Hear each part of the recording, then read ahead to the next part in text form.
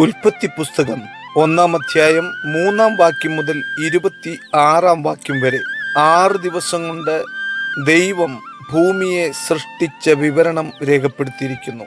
1-ാം ദിവസം ദൈവം വെളിച്ചം ഉണ്ടാക്കി. 2-ാം ദിവസം ദൈവം ഒരു വിധാനമുണ്ടാക്കി. വിധാനത്തിന് മീതെയുള്ള വെള്ളവും വിധാനത്തിന് താഴെയുള്ള വെള്ളവും ക്രമീകരിക്കുന്നു. 3-ാം ദിവസം ദൈവം ആകാശത്തിന് കീഴിലുള്ള വെള്ളം ഒരു സ്ഥലത്ത് കൂടട്ടെ എന്നും ഉണങ്ങിയ നിലം ഉണ്ടാകട്ടെ എന്നും കൽപ്പിക്കുന്നു.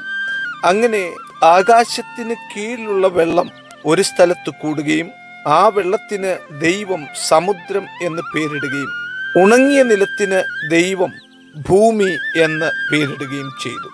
അങ്ങനെ 3-ാം ദിവസമാണ് ദൈവം കടലും ഭൂമിയും സൃഷ്ടിച്ചത്. 4-ാം ദിവസം ദൈവം 1-ാം ദിവസം സൃഷ്ടിച്ച വെളിച്ചത്തെ ക്രമീകരിക്കുവാൻ സൂര്യനെയും ചന്ദ്രനെയും നക്ഷത്രങ്ങളെയും സൃഷ്ടിച്ചു. പകൽ വാഴുവാൻ സൂര്യനെയും രാത്രി വാഴുവാൻ ചെറിയ വെളിച്ചമായ ചന്ദ്രനെയും കാലങ്ങളെയും സമയങ്ങളെയും തിരിച്ചറിയുവാൻ നക്ഷത്രങ്ങളെയും ദൈവം സൃഷ്ടിച്ചതായി 4-ാം ദിവസം രേഖപ്പെടുത്തുന്നു. 5-ാം ദിവസം ദൈവം ജലജന്തുക്കളെ സൃഷ്ടിച്ചു. 2-ാം ദിവസമാണ് ജലത്തിൻ്റെ സംവിധാനം ദൈവം ക്രമീകരിച്ചത്. ആകയാൽ തന്നെ അതിന് തത്തുല്യമായി 5-ാം ദിവസം ജലജന്തുക്കളെ ദൈവം സൃഷ്ടിച്ചു.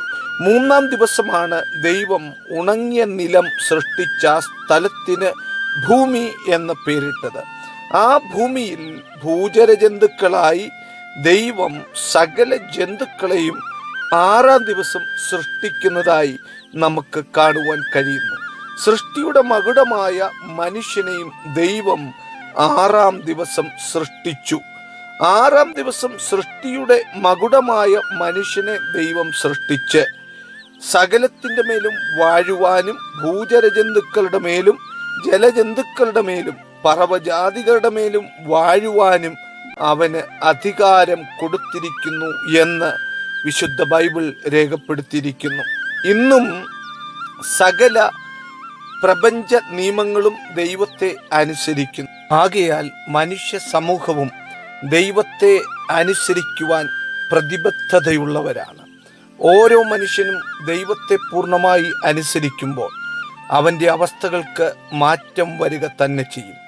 6-ാം ദിവസം സൃഷ്ടിക്കപ്പെട്ട മനുഷ്യൻ ദൈവ തേജസ്സ് നഷ്ടപ്പെടുത്തിയപ്പോൾ യേശുക്രിസ്തു 6-ാം ദിവസം തന്നെ ക്രൂശിൽ യാഗമായി നമ്മെ വീണ്ടെടുത്തു. ആ വീണ്ടെടുപ്പിൻ്റെ വില യേശുവിൻ്റെ ജീവൻ തന്നെയായിരുന്നു. God bless you.